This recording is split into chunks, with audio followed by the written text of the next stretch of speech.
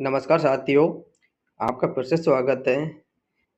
राजस्थान इतिहास एवं कला संस्कृति का एक शानदार टॉपिक लेकर के आज की वीडियो में पढ़ेंगे हम राजस्थान के प्रमुख संत एवं संप्रदाय। इस वीडियो का पर्पज वीडियो एग्जाम को टारगेट करना है। वीडियो एग्जाम के सिलेबस के अनुसार ये वीडियो हम कल शुरू कर रहे हैं और टॉपिक वाइज टॉपिक रोज एक वीडियो हम अपलोड करेंगे। इस वीडियो से कोई भी क्वेश्चन आपका बाहर नहीं जाएगा और थ्योरी पढ़ने के बाद कुछ क्वेश्चनों का हम डिस्कशन भी इस वीडियो के अंतर्गत करेंगे। वीडियो थोड़ा लंबा हो सकता है, आप धैर्य बना कर देंगे और वीडियो बहुत शानदार होने वाला है, आपको मज़ा आने वाला है। और ये चतुर्थ श्रेणी एग्जाम के लिए भी इससे कोई क्वेश्चन बाहर नहीं जाएगा। मेन पर्पज है हमारा वीडियो एग्जाम। तो चलिए फिर साथियों, आज का वीडियो हम स्टार्ट करते हैं। राजस्थान के प्रमुख संत एवं संप्रदाय। प्रमुख संत एवं संप्रदाय में पहले इसकी दो शाखाएं हुई थी। दो शाखा थी, उसमें से पहली शाखा थी निर्गुण भक्ति के संत और दूसरी थी सगुण भक्ति के संत। कौन सी? सगुण भक्ति के संत। निर्गुण भक्ति के संतों में वे संत जो ईश्वर को निराकार अमूर्त व निरंजन रूप में मानते हैं। क्या मानते हैं वो? निरंकार अमूर्त व निरंजन रूप में मानते हैं। इसके प्रमुख संतों में धन्ना जी, संत धन्ना, कबीर, रैदास, पीपा, नानक, दादू, रज्जब, लालदास जी, हरिदास जिसको हरिपुरुष भी कहते हैं, जम्बो जी, जसनाथ जी, रामचरण जी, हरि रामदास जी, चरणदास जी, रानी रूपादे प्लस समस्त सूफी संत ये किस में आते हैं? निर्गुण भक्ति के संतों में आते हैं। इन निर्गुण संभक्ति संतों से लेकर एक बहुत शानदार क्वेश्चन भी बनाया जा सकता है। पूछा जा सकता है कि निम्न में से कौन से निर्गुण भक्ति के संत इसमें से नहीं है? नहीं लगा के पूछेगा, स्टेटमेंट वाले बना देगा तो उसमें के चार ऑप्शन इन सभी में के दे देगा और एक किसी सगुण भक्ति का दे देगा, तो हमें उसी पहचान करके बनाना है। दोनों में इसी तरह के क्वेश्चन बनाए जा सकते हैं। फिर उसके बाद आ जाते हैं सगुण भक्ति के संत। वे संत जो ईश्वर को साकार मूर्त रूप में मानते हैं। क्या करते हैं? ईश्वर को अपने साकार मूर्त रूप में मानते हैं। इनके प्रमुख संत हैं कृष्णदास, पैहारी, अगरदास, परशुराम, देवाचार्य, मीरा, राणा, मावजी, बलनाचार्य, गोविंद स्वामी, अविनाशी मुनि, समर्थ वल्लभ संप्रदाय वाले, निम्बार्क गौड़ी संप्रदाय के आचार्य, निष्कलंक व नाथ संप्रदाय के संत। ये किसमें आते हैं? निर्गुण भक्ति के संतों में आते हैं।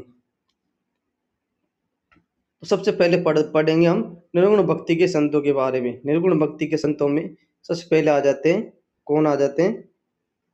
संत धन्ना जी। कौन आते हैं? संत धन्ना जी आते हैं। संत धन्ना जी राजस्थान में धार्मिक आंदोलन का श्री गणेश करने वाले धन्ना का जन्म टोंक जिले के धुवन गांव में 1415 से में हुआ था। 1415 ईस्वी में हुआ था। विक्रम संवत 1472 ईस्वी, विक्रम संवत 1472 में इनका जन्म जाट परिवार में हुआ था। धन्ना ने बनारस में गुरु रामानंद से दीक्षा ग्रहण कर खेती करते हुए निर्गुण भक्ति की उपासना की थी। क्या थी की थी? इन्होंने निर्गुण भक्ति की उपासना की थी। धन्ना जी का प्रमुख साहित्य धन्ना जी की आरती, धन्ना जी की पर्ची है। प्रियदास द्वारा रचित भक्तमाला की टीका के अनुसार धन्ना प्रारंभ में मूर्ति पूजक थे। इसी ग्रंथ में धन्ना के जीवन की अनेक चमत्कारी घटनाओं का वर्णन मिलता है। एक जागीरदार ने संत धन्ना की स्मृति में धुवन गांव में मोती तालाब का निर्माण करवाया था। क्या करवाया था इन्होंने? मोती तालाब का निर्माण करवाया था। उसके बाद आ जाते हैं संत पीपा जी। संत पीपा जी, संत पीपा का जन्म 1425 ईस्वी में झालावाड़ जिले के गागरोन में गांव में हुआ था। इनके बचपन का नाम प्रताप सिंह था। क्या था? प्रताप सिंह था। खींची राजपूत पीपा गागरोन के शासक थे। इन्होंने दिल्ली सुल्तान फिरोज शाह तुगलक के आक्रमण को विफल किया था। संत धन्ना के गुरु भाई पीपा ने भी काशी जाकर रामानंद जी से दीक्षा ग्रहण की तथा गृहस्थ जीवन बिताते हुए भक्ति की और द्वारका यात्रा पर जाते हुए गुरु रामानंद जब गागरोण पधारे तो संत पीपा ने अपनी छोटी रानी सीता के गृह त्याग कर भक्ति का प्रचार किया। आरबीएसई कक्षा 10 के अनुसार अनेक स्थानों की यात्रा करते हुए पीपा पुणे गागरोन लौट आए और अहाउ तथा काली सिंधी के पवित्र संगम पर एक गुफा में रहने लगे। यहाँ इनका मंदिर निवास स्थान गुफा प्रसिद्ध है।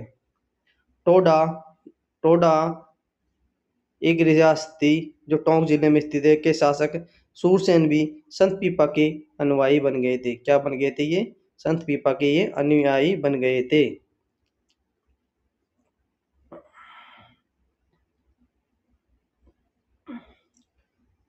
संत पीपा की गुफा टोडा टोंक में स्थित है। कहाँ पर स्थित है? टोडा टोंक में स्थित है तथा गागरोन दुर्ग में इनकी छतरी बनी हुई है। बाड़मेर जिले के समदड़ी गांव में पीपा जी का भव्य मंदिर है। यहाँ इनके प्रमुख अनुयायी दर्जी संप्रदाय का प्रतिवर्ष चैत्र शुक्ल पूर्णिमा को विशाल मेला बढ़ता है। क्या बढ़ता है? दर्जी संप्रदाय का क्या करता है? प्रतिवर्ष चैत्र की शुक्ल पूर्णिमा को इनका क्या बढ़ता है? कि मेला बढ़ता है। संत पीपा ने भक्ति को मोक्ष का प्रमुख साधन माना था। क्या माना था? भक्ति को उन्होंने मोक्ष का प्रमुख साधन माना था। संत पीपा ने चिंतामणि नामक ग्रंथ की रचना की। इसके अतिरिक्त पीपा की कथा, पीपा पर्ची, पीपा की वाणी, साकिया व पद आदि ग्रंथ है। क्या है? पीपा की कथा क्या है? पीपा की कथा क्या है? पीपा की पर्ची, पीपा की वाणी और साकिया व पद अन्य ग्रंथ है इनके। फिर निर्गुण विचारधारा के संत कवि समाज सुधारक थे जिन्होंने भारत में चली आ रही चार वर्ण व्यवस्था का पांचवा वर्ण श्रमिक वर्ण सृजित करने में महत्वपूर्ण भूमिका निभाई थी। उसके बाद आ जाते संत जम्बोजी। कौन आते? संत जम्बोजी आते हैं। संत जम्बोजी का जन्म 1451 ईस्वी को भाद्रपद कृष्ण अष्टमी को पीपासर नागौर के पंवार वंशीय राजपूत परिवार में हुआ था। इनका पिता का नाम लोहड़ जी तथा माता का नाम अनसा देवी था। इनके बचपन का नाम धनराज था। गुरु गोरखनाथ के शिष्य जम्बोजी समरातल बीकानेर में 1485 ईस्वी में विष्णुई संप्रदाय का प्रवर्तन किया तथा समरातल का ऊंचा टीला धोंक दौरे के नाम से प्रसिद्ध है। जम्बोजी के अधिकांश अनुयायी जाट जाति के हैं जो इन्हें विष्णु का अवतार मानते हैं। क्या मानते? विष्णु का अवतार मानते हैं। एक शानदार क्वेश्चन बनता है कि जम्बोजी को किसका अवतार माना जाता है? इन्हें विष्णु का अवतार माना जाता है। इन्होंने अपने अनुयायियों को 29 सिद्धांतों 20+9 का पालन करने का आदेश दिया जो क्या कहलाए? ये विष्णुई कहलाए। क्या कहलाए? विष्णुई कहलाए थे। पर्यावरण संरक्षण के लिए यह संप्रदाय प्रसिद्ध है। पर्यावरण के प्रति लगाव के कारण जम्बोजी को पर्यावरण वैज्ञानिक भी कहा जाता है। 1536 में लालसर गांव में जम्बोजी ने अपनी देह त्याग दी थी और मुकाम तालवा नौखा बीकानेर में इनकी समाधि बनाई गई। जम्ब सागर, पांचवा वेद, जम्ब संहिता, विष्णुई धर्म प्रकाश, शब्दवाणी, जम्बवाणी, गुरुवाणी और वेदवाणी 120 वाणियां जमसागर शब्दावली में आदि जम्बोजी की प्रमुख रचनाएं। क्या है? जम्बोजी की प्रमुख रचनाएं।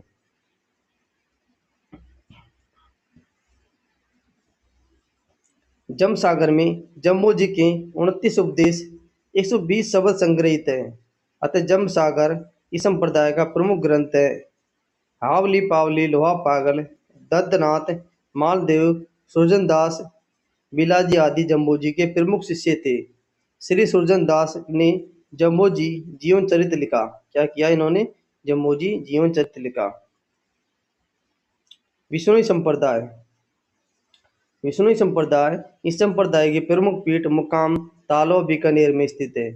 यहाँ वर्ष में 2 बार फाल्गुन और आश्विन की अमावस्या को मेला लगता है। जम्बोजी के 8 धाम पीपासर जन्मस्थली, मुक्तिधाम मुकाम समाधि स्थल, लालसर निर्वाण स्थल बीकानेर और जम्बो जम्बो बिश्नोई समाज का पुष्कर जोधपुर और जांगला नौका बीकानेर, रावणवास पीपाड़ जोधपुर, लोधीपुर उत्तर प्रदेश, रोटू नागौर। उसके बाद आ जाते हैं जसनाती संप्रदाय।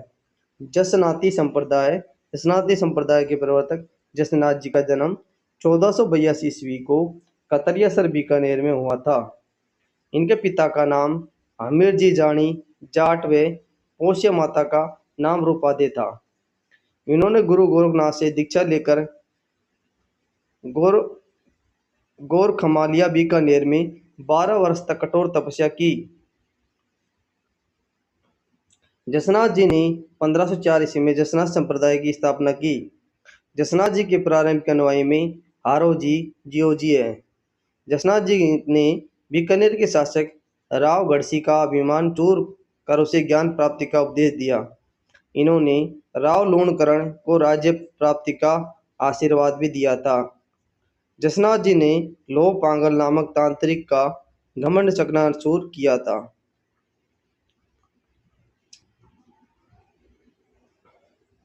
जसनाथ जी ने आश्विन शुक्ल सप्तमी 1506 ईस्वी में 24 वर्ष की अल्पायु में जीव समाधि ले ली और पास में इनके मंगेतर कालल दे ने भी समाधि ले ली थी। जसनाथ जी के चमत्कारों से प्रभावित होकर सिकंदर लोदी ने इन्हें कतरेसर के पास भूमि प्रदान की थी। क्या की थी इन्हें भूमि